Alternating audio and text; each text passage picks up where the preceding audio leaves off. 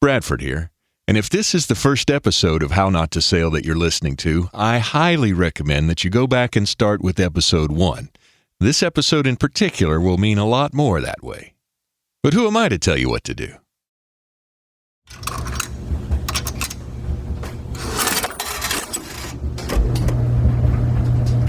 I need to do some laundry at this point. And I need to record some laundry too, I guess. As I wake up at Moss Marina after a blissfully non-bouncy evening in a slip with electricity, there are only 2 days left until the first episode of the podcast is due to come out. I've decided I want to do some kind of immersive podcast, so I'm going to need plenty of location audio. And you just never know when you're going to need the sound of laundry.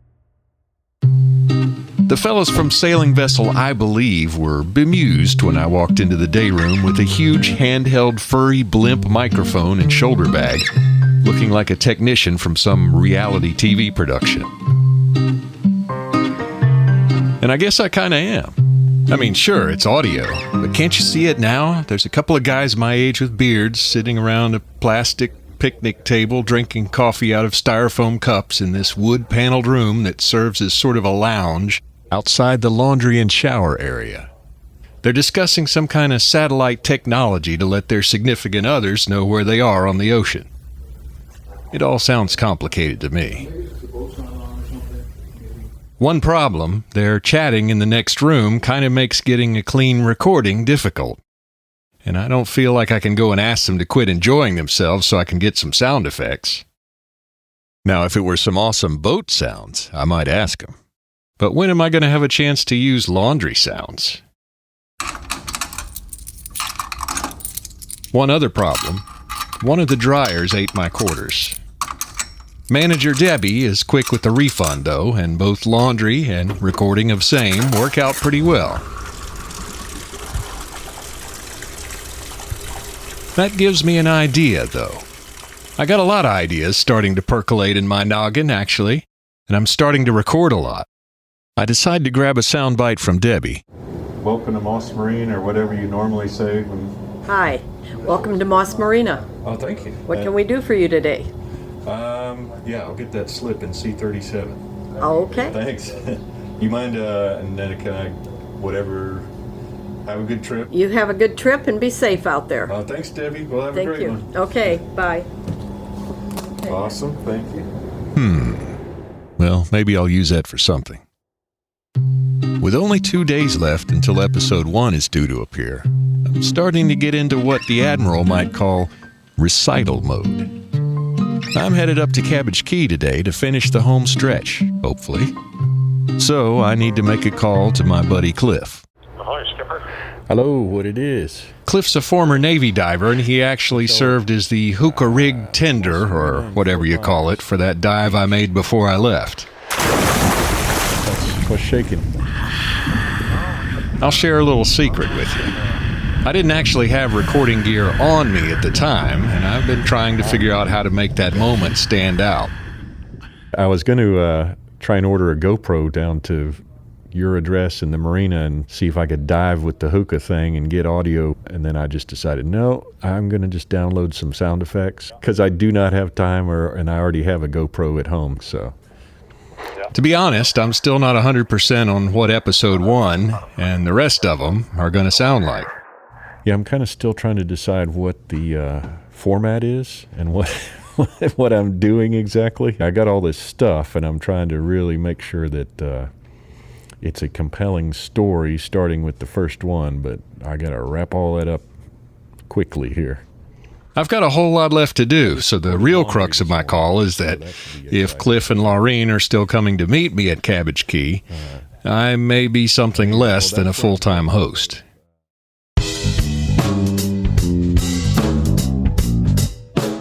My plan today is to make a short 4-hour run up to Cabbage Key, where I plan to park JC Sails for a couple of days while I put the final voodoo on episode 1, upload it, set up the website post, and all the things that go along with launching the first episode of a podcast. Of course, Cabbage Key doesn't have much cellular service, but hopefully I can do all my uploading and stuff from the inn and bar if I have to. What could possibly go wrong?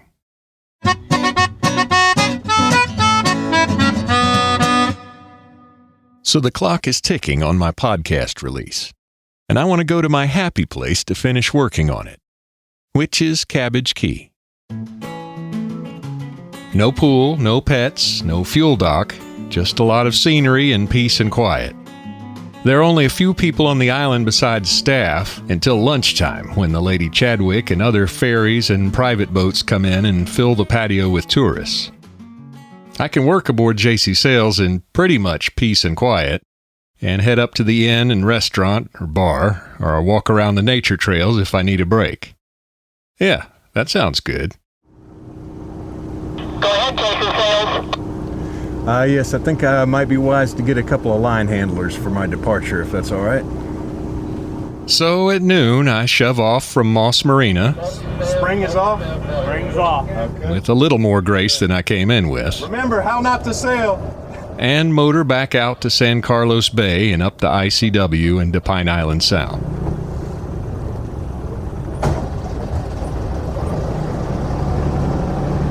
The ideas just keep coming, though. Let's do some cursing to bleep out, or whatever.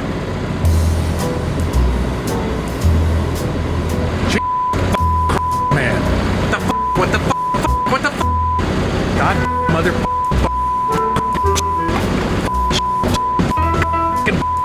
God.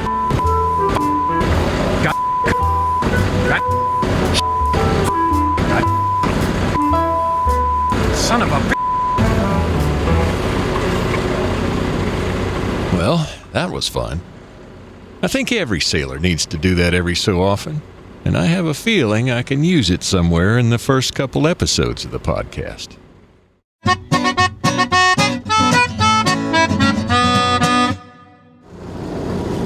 So there's all these damn little bugs on the boat today. I don't know what's going on.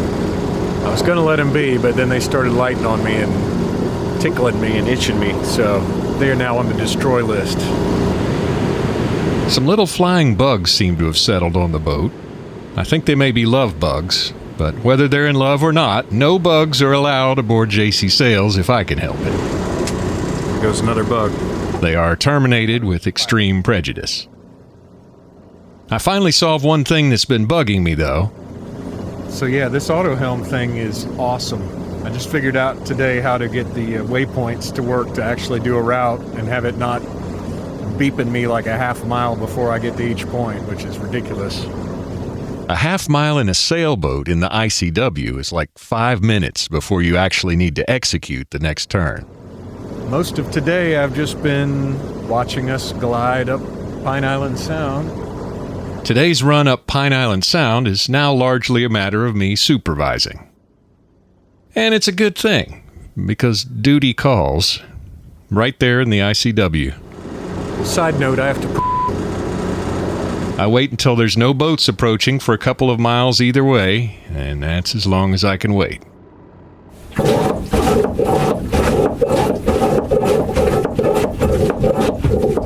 That may be the quickest trip to the head ever. After a while, I'm just a few miles from Cabbage Key, so I try hailing them on Channel 16. Cabbage Key Dockmaster, JC Sails. It kind of works. Yeah, sorry I'm not reading you so good from out here, but I'm going to be there about 10 minutes after 4. My VHF radio isn't quite reaching, so I use a tool which I sometimes forget about. My cell phone. Yeah, hi, it's Bradford Rogers. I was coming in down to the dock in a little bit, and I was out of radio range. I wanted to check with you. So I didn't know if everybody left at 4. I get the office, and they get Joe, who's the dockmaster today. Hey, Joe, it's Bradford on JC Sails. Sorry I couldn't get you. I find out that Ken Wells is out sick, so I hope his dad Rob is on the island, or I may not have an interviewee again. And Joe may or may not be there by the time I arrive. But there's some good news. We have the usual spot. And speaking of usual spots, now's a good time to thank my awesome Patreon patrons and Latitudes and Attitudes, wherein I usually run this little ditty. Smooth seas and blue skies. Bob Palm had a trees and problem. sunshine. You see, Bob had a magazine. And then Bob ran into some trouble and lost his magazine, Latitudes and Attitudes. But guess what? America's #1 boating lifestyle magazine is back again as Latitudes and Attitudes. Check it out today at latsats.com. With my loving cup, a little salt and a lick of Yeah, so that's pretty much the story. The magazine that I got into cruising with, Latitudes and Attitudes, transformed into Cruising Outpost after Bob Bitchin got screwed over by a very unscrupulous fellow who shut down their offices and moved to South America. Or something like that. But now they're back as Latitudes and Attitudes, and we are super happy about that.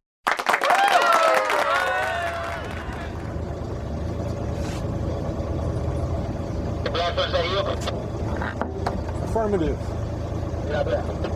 As I turn into the channel at Cabbage Key, I see a motorboat stranded on the sandbar at the edge of the ICW. Don't want to jinx myself coming in the channel, but it looks like that boat did something unwise. Maybe they were in a hurry to get a cold beverage.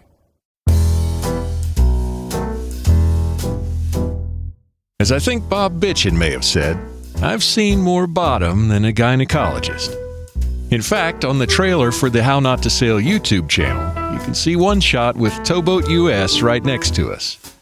That's in the ICW near Passagril and Tierra del Sol, where I was in a hurry to make the drawbridge and cut the corner. But that's the only time I've required assistance for being aground. The fellow in the motorboat looks to be hard aground. But I keep my ego in check as I enter the channel at Cabbage Key, where I may or may not have run aground briefly before, Mean low water 7 feet, says the sign. and ease on over to my usual spot on the southeast end of the outer dock. Good. How's it going, Joe? Awesome. Now, I've been about 530 miles since I was here last, and it feels good to be back. I appreciate Joe staying around till I arrive, so I make sure to tip well. Appreciate Yeah, it. my pleasure as always, man. As far as for sailboats, you always take the best care of me, and I appreciate that. So, cruisers may have a reputation for being, shall we say, thrifty. I mean, sailboats are usually good, or they usually suck? Usually aren't for the most part. I don't know why, but And cruising can be a way to travel cheaply, other than the maintenance and gear, and if you're paying for a home slip or insurance, which I'm not recommending you don't. But if somebody stayed late to help you tie up and get shore power hooked up, or if you're taking up dock space during a busy lunchtime, or say you want to be welcome next time, just remember, these guys are working for tips, so don't give us all a bad name, all right?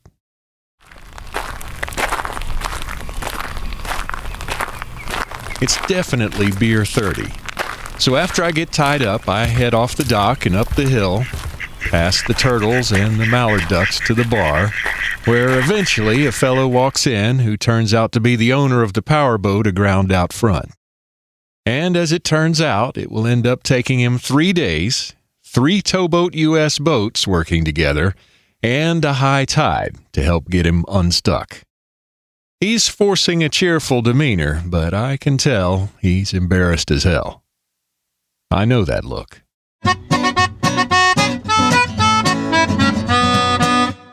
My social media and the website don't show anything after 4:30 p.m., so I'm guessing I was tired or something.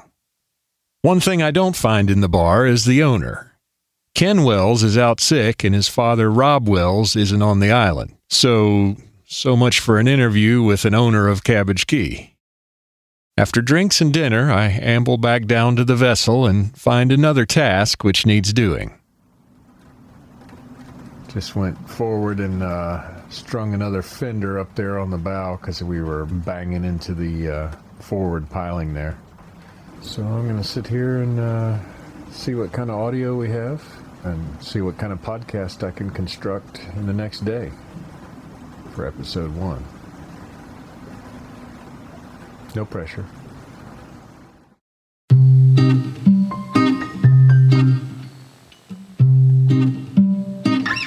That's right. I still haven't assembled what's supposed to be episode 1.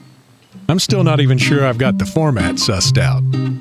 But I'm sure I can get it together tomorrow. I'm about ready to hit the rack. But since we have some interesting weather, I figure I'd better record it. Well, it's a windy, rainy night at Cabbage Key. See if I can capture some of that. By 11 o'clock, I finally had enough recording and let the waves lapping against the hull lull me to sleep.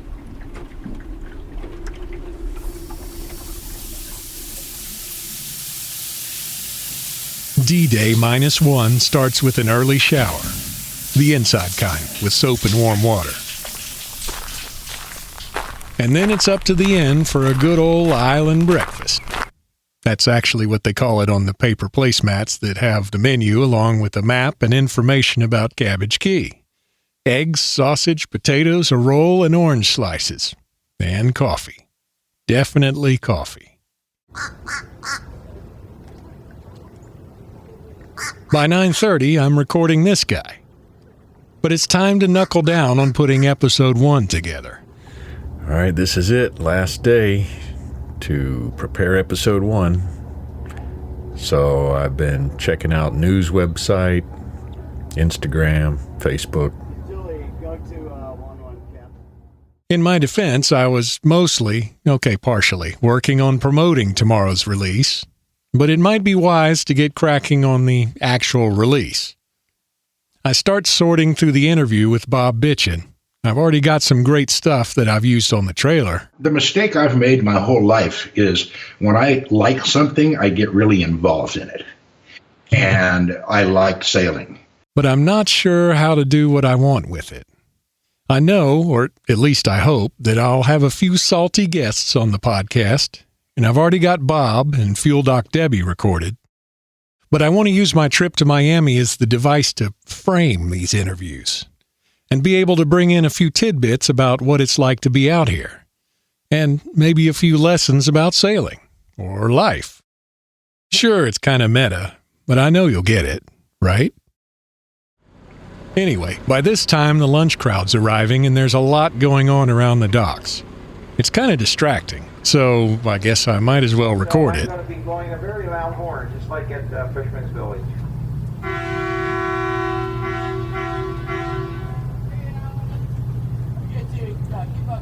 This isn't procrastination, is it? Well, I guess it is if lunchtime turns into afternoon and afternoon turns into evening, and I've got Bob's best interview bits arranged with my voiceover around it, but it really needs a better intro, and all of this needs to come out tomorrow, or at least tomorrow afternoon. Well, okay, tomorrow evening is still within the right day, and will I get it done in time? Yeah, it's middle of the night. Last night before podcast launch, and I'm going to finish the editing in the morning.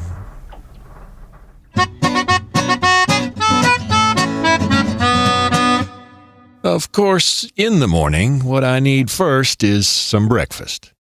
I mean, I can't work a long day without breakfast, can I? But on the way up to the inn, I make some recordings. Some ducks, hopefully. You never know when that might come in handy. I'm in full-blown mania now, recording with 3 microphones going into 2 recorders at the same time, because you never know which recording of the damn ducks might have a slight flaw in it. Back aboard JC Sails after breakfast, I listen to what I have for episode 1. And I'm not happy. Not in deep despair either, but I'm still missing a few pieces, like a beginning. I remember hearing somewhere about starting right into the story. How can I do that? I like that idea. Now I can tie in that little bit of acting I did at Marathon Marina. Yeah, the aft one's loose and the forward one's completely out. That works. But people may be wondering, how does this tie in with Bob Bitchin? How indeed? Let me just try posing the question. So why am I here? This guy is part of the reason. I ruined thousands of lives with that magazine, I can tell you. Because all we did And was why talk is this stories. 300-pound tattooed Harley rider talking to me from the remote mountains of California about sailing? That sounds like a decent hook. But there's still an important part of the story I haven't brought into episode 1. The Admiral. Hello, how are you? I'm all right. How are you? And she's in Atlanta. I believe you. But then again, she was when I started this trip. Okay. Okay. Maybe a little creative license is required. All right. I just need you to say, remind me why you're doing this again. So you're going to tell me what to say? That's the first thing. Okay. Remind me why we're doing this again? All right. Now say, remind me why you're doing this again. Remind me why you're doing this again? But without the emphasis on the... Remind me why you're doing this again? Because otherwise there's no story. It's a promotional thing. All right, I think that works. I just need a couple more pieces. We need some good audio of me messing up. Cabbage Key Dockmaster, JC Sales. JC Sales, this is Cabbage Key. Captain, switch and answer channel 11, channel 11. 1-1. JC Sales, Cabbage Key. Yes, sir. I'm ready for that audio. One of the dockmasters, whose one nickname is Big Dog and the other is which of course I can't say here, is kind enough to humor me. JC Sales, this is Cabbage Key. How about going around, Captain? How about going around? And maybe you can't do that. JC Sales, you can't do that. JC Sales, that is not allowed. You can't do that. Rockin', man. I think I got it. Right, Joe. Cabbage Key back to 160. I'm definitely going to use that in episode 1. Maybe to help illustrate why having propulsion with a working cutlass bearing is important. Just one last thing. I'm always managing to shift straight into reverse without waiting for neutral, but I don't have that on tape, and I don't want to do that on purpose. But I think this'll sound close enough. Okay, this is the sound effects clanking the gear and then revving up. Uh-oh.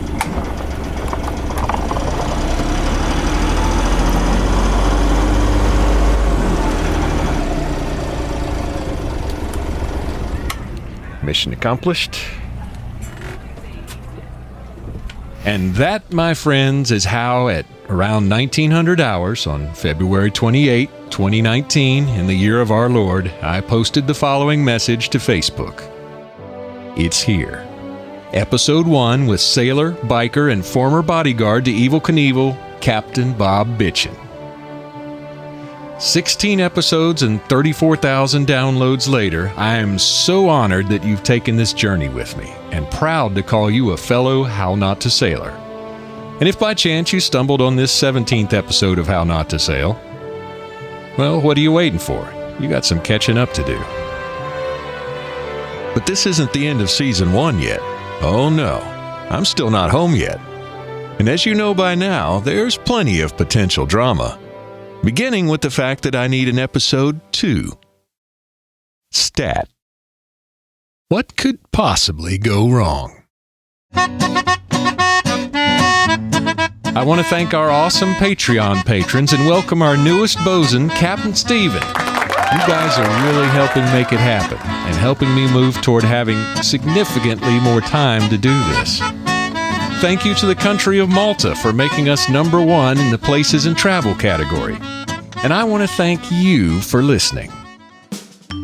Don't forget to check out the show notes for this episode at hownottosail.com/17. In fact, hownottosail.com is your hub for all things How Not to Sail.